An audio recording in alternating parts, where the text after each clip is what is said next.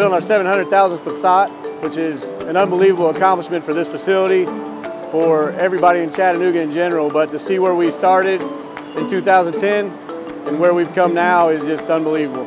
To be part of this 700,000 cars, for me it's very important. That means to be part of the team, to be with them working in the principal milestone is to build the future of Chattanooga.